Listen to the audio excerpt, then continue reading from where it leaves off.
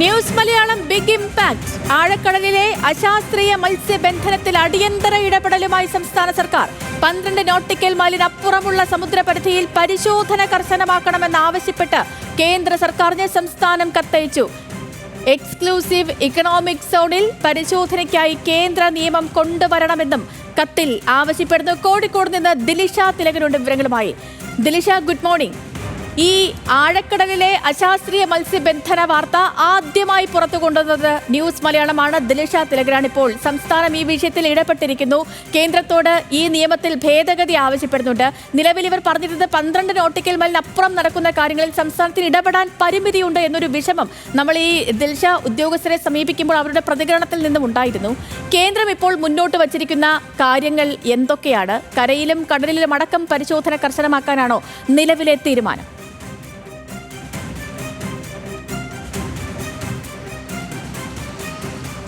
Sethu, good morning. തീർച്ചയായിട്ടും, അതായത് വളരെ വ്യക്തമായിട്ട് തന്നെ ന്യൂസ് മലയാളം ഈ വാർത്തയെക്കുറിച്ച് ഇതിലെ വിശദമായിട്ടുള്ള ഒരു റിപ്പോർട്ട് നേരത്തെ തന്നെ പുറത്തുവിട്ടിട്ടുള്ളതാണ്. അതായത് ആഴക്കടലിൽ നടക്കുന്ന ഗുരുതരമായ ക്രമക്കേടുകൾ, ആ നിയമലംഘനങ്ങളെക്കുറിച്ച് നമ്മൾ കൃത്യമായിട്ട് അധികാരികളുടെ മുന്നിൽ കൃത്യമായിട്ടുള്ള റിപ്പോർട്ട് നൽകിയിട്ടുള്ളതാണ്. അതായത് ഹൈ വോൾട്ടേജ് ലൈറ്റുകൾ ഉപയോഗിച്ച് നമ്മുടെ മത്സ്യസമ്പത്തിനെ തന്നെ മുച്ചോടും മുടിക്കുന്ന തരത്തിലുള്ള ചൂഷണം വർഷങ്ങളായിട്ട് ആഴക്കടലിൽ നടന്നുകൊണ്ടിരിക്കുന്നു. എന്നാൽ ഈ ഒരു വിവരം അധികാരികളുടെ ശ്രദ്ധയിൽ കൊണ്ടുവന്നപ്പോൾ അവർ നൽകിയ ഒരു വിശദീകരണം എന്തെന്നാൽ 12 നോട്ടിക്കൽ മൈൽ വരെയാണ് സംസ്ഥാനത്തിൻ്റെ ഒരു അധികാര പരിധി. ഈ 12 നോട്ടിക്കൽ മൈലിനപ്പുറമുള്ള പരിശോധനയ്ക്ക് സംസ്ഥാനത്തിന് അധികാരമില്ല. ഈ ഒരു പരിമിതി തന്നെയാണ് അധികൃതരെ ഏറെ കുഴക്കിയിരുന്ന ഒരു കാര്യം. എന്നാൽ ഈ ഒരു സംഭവത്തിൽ ഇപ്പോൾ കേന്ദ്രത്തിൻ്റെ സഹായം തേടുകയാണ് സംസ്ഥാന സർക്കാർ. അടിയന്തരമായി ഇടപെട്ടിരിക്കുകയാണ്.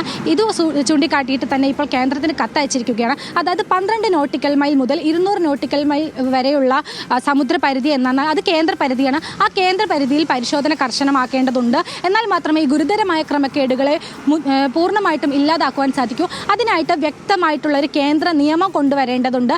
ഇത് ആവശ്യപ്പെട്ടുകൊണ്ടാണ് ഇപ്പോൾ സംസ്ഥാനം കേന്ദ്രത്തിന് കത്തയച്ചിരിക്കുന്നത്. മാത്രമല്ല, ഈ തമിഴ്നാട്, കർണാടക എന്നീ സംസ്ഥാനങ്ങളിൽ നിന്നുമാണ് കൂടുതൽ ബോട്ടുകൾ കേരള തീരത്തേക്ക് വരുന്നത്.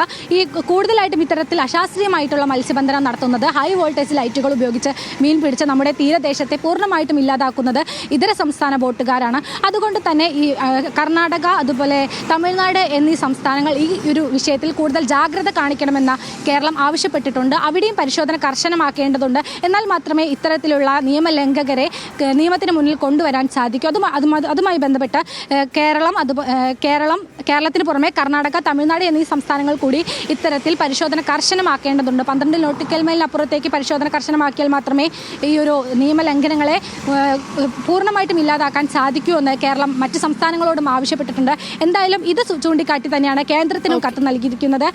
വേണമെങ്കിൽ KMFR ആക്ടിൽ മാറ്റങ്ങൾ വരുത്തേണ്ട സാഹചര്യമുണ്ടെങ്കിൽ അതിനും തയ്യാറാണ് എന്നാണ് ഇപ്പോൾ ഫിഷറീസ് വകുപ്പ് മന്ത്രി സജി ചെറിയാൻ അടക്കം ന്യൂസ് മലയാളത്തോട് അറിയിച്ചിരിക്കുന്ന. ഗുരുതരമായ ക്രമക്കേടുകൾ തന്നെയാണ് നടക്കുന്നത്.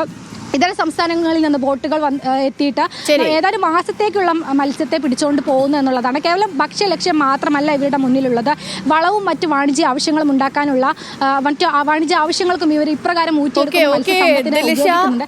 ന്യൂസ് മലയാളമാണ് ഈ വാർത്ത ആദ്യമായി പ്രേക്ഷകരിലേക്ക് കൊണ്ടുവന്നത്, ആദ്യമായി ഇത് സർക്കാരിന്റെ മുന്നിലേക്ക് എത്തിച്ചത്. ഇപ്പോൾ ആഴക്കടലിലെ അശാസ്ത്രീയ മത്സ്യബന്ധനത്തിൽ സംസ്ഥാന സർക്കാർ അടിയന്തര ഇടപെടൽ നടത്തിയിരിക്കുന്നു. നമ്മുടെ പരമ്പരാഗത മത്സ്യത്തൊഴിലാളികളുടെ വയറ്റത്തടിക്കുന്ന ഒരു പരിപാടി കൂടിയായിരുന്നു ഇത്. അതിനെതിരെയാണ് സംസ്ഥാന സർക്കാർ കടുത്ത നടപടിയുമായി മുന്നോട്ട് പോകുന്നത്. ന്യൂസ് മലയാളമാണ് ഈ വാർത്ത ആദ്യം പുറത്തു കൊണ്ടുവന്നത്. വിവരങ്ങൾ നൽകുകയായിരുന്നു ദിലിഷ തിലകൻ.